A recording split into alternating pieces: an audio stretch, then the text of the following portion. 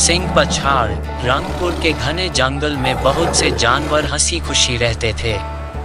उस जंगल में सभी एक दूसरे की मदद किया करते थे। उसी जंगल में एक लोमड़ और उसकी पत्नी लोमड़ी भी रहते थे। लोमड़ी हाल फिलहाल पेट से थी, बस कुछ ही दिन बचे थे।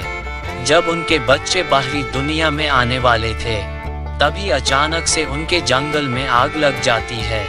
अब दोनों पति पत्नी अपने बच्चों की डिलीवरी करने के लिए एक दूसरे जंगल आ जाते हैं और एक अच्छे से स्थान की तलाश में इधर उधर घूम रहे थे। इतने में ही उनको एक गुफा दिखाई दी।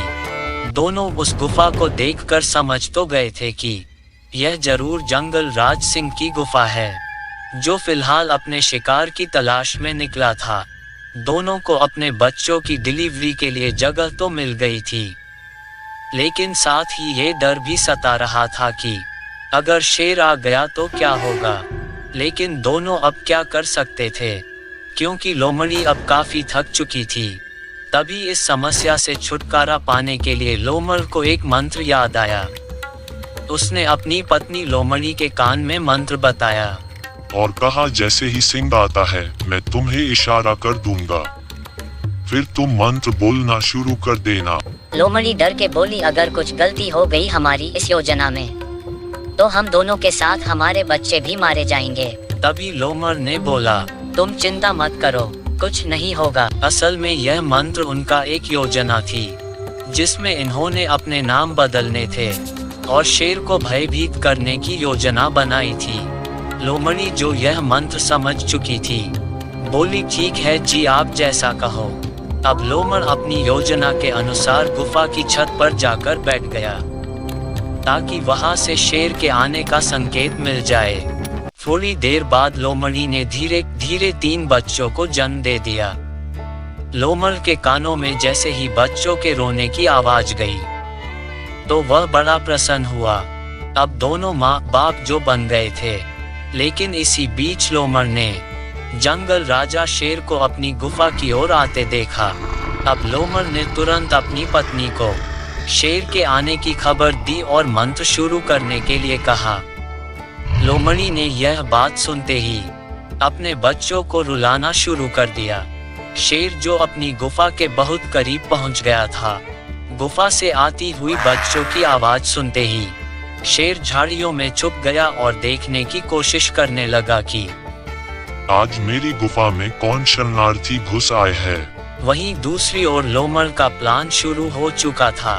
तभी लोमड़ ने गुफा की छत से ही आवाज लगाई और लोमड़ी से पूछा, अरे ओ गुलाबों, आज बच्चे इतना क्यों रो रहे हैं? तभी गुफा से लोमड़ी ने आवाज लगाई और जोर से बोली, सिंह पछाड़ जी, आपके बच्चे ये आज खाने में शेर का कलेजा मांग रहे हैं। अब आप ही बताएं, इस नए जंगल में हम कहां से शेर का कलेजा लेकर आएं? शेर ये बात सुनते ही डर के मारे सफेद हो गया और सोचने लगा कि ये कौन सी बला आ गई इस जंगल में, जिन्हें खाने में शेर का कलेजा ही चाहिए, और इसका तो नाम भी सिंह पछाड़ है। सिंह पछाड़ नाम की दहशत अब शेर के मन में बैठ गई थी। फिर ऊपर से लोमड़ बोलता है, ठीक है, किसी शेर को दिखने दो, आज तुम्हें शेर का कलेजा ही खिलाता हूँ। ये बात सुनते ही जंगल का राजा शेर वहां से ऐसे भागा, मानो जैसे सच में आज कोई उसका कलेजा निकाल लेगा। तभी भागते भागते शेर को रास्ते में एक लकड़बग्घा मिला।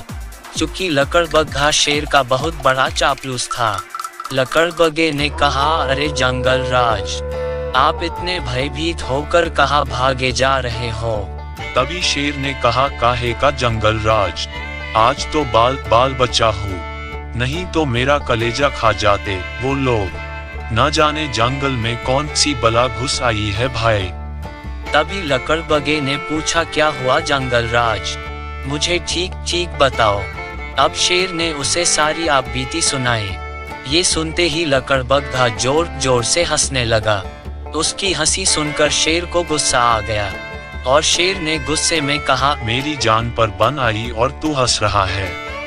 तभी लकड़बग्घे ने कहा, अरे जंगल राज, तुम जितने खतरनाक हो उतने ही नासमझ भी हो। तुम्हारी गुफा में कोई बला नहीं आई है, बल्कि दूसरे जंगल के ही जानवर लोमड़ और लोमड़ी ही आए हैं, जिन्होंने तुम्हारी गुफा में बच्चे दिए हैं और तुम्हारे आने के डर से ये सारा खेल रचा है। मैं तो कब से बैठा वहां उनका खेल देख रहा था और मैं तो आपके आने का इंतजार ही कर रहा था। शेर को फिर भी लकड़बगे की बातों पर विश्वास नहीं हो रहा था। शेर उनकी बातें सुनकर बहुत भयभीत हो चुका था। तभी लकड़बगे ने कहा, महाराज मेरे साथ चलो, तुम्हें खुद पता लग जाएगा। शेर ने जाने से तुरंत मना कर दिया और बोला, अगर वे सच में कोई खतरनाक जानवर निकले तो मैं अपना इतना विशाल शरीर लेकर कहाँ छुपूंगा, तू तो कहीं भी छुप जाएगा। अब लकड़बगे के काफी समझाने के बाद सिंह चलने के लिए राजी हो गया, लेकिन उसने एक शर्त रख दी लकड़बगे के सामने कि तुम्हें अपनी पूंछ को मेरी पूंछ से बांध कर चलना होगा। शेर ने लकड़बगे को अपनी पूंछ से बांध लिया और बोला, अगर मैं मरा तो तू भी बचकर नहीं जा पाएगा। फिर दोनों सिंह की गुफा की ओर चल दिए। अब लोमड़ ने फिर देखा कि शेर दोबारा आ रहा है और अब तो साथ में एक लकड़बग्घा भी है। उसने दोबारा अपनी पत्नी को मंत्र शुरू करने के लिए इशारा किया। लोमड़ी ने फिर कुछ न कुछ करके बच्चों को रुला दिया। तभी लोमड़ ने पूछा, अरे ओ गुलाबों, बच्चों को चुप क्यों नहीं कराती? लोमड़ी ने फिर कहा, अरे सिंह पछाड़ जी, ये कह रहे हैं अभी तक शेर का कलेजा क्यों नहीं आया? शेर जो लकड़बगे के साथ झाड़ियों में बैठा सुन रहा था, फिर सिंह पछाड़ के नाम से भयभीत होने लगा और बोला, देख लिया मेरे चापलूस लकड़बगे, मैंने कहा था ना, जरूर कोई बुरी बला है, आज मेरा कलेजा खाकर ही मानेंगे। तभी लकड़बगे ने बोला, अरे हुजूर, यह इनकी चतुराई है, चलो इनके पास मेरे साथ जल्दी चलो। महाराज, आज हम दोनों इनके बच्चों का मजे से शिकार करेंगे, आप बस मेरे साथ चलिए। अब भयभीत शेर ने जैसे ही उनके पास जाने के लिए कदम बढ़ाया ही था कि तभी लोमड़ ने अपनी पत्नी से बोला, अरे भाग्यवान बच्चों को कहो बस थोड़ी देर रुक जाए, अभी मैंने एक लकड़बगे को भेजा है, वह लाता ही होगा किसी शेर को हमारे पास, ताकि हम उस शेर का कलेजा निकाल कर अपने बच्चों को खिला सकें। भाई साहब, अब ये सुनते ही शेर जो वहां से भागा है, उसने पीछे मुड़कर नहीं देखा और चूंकि लकड़बग्घा भी शेर की पूंछ से बंधा था, वह भी घसीटता हुआ चला गया।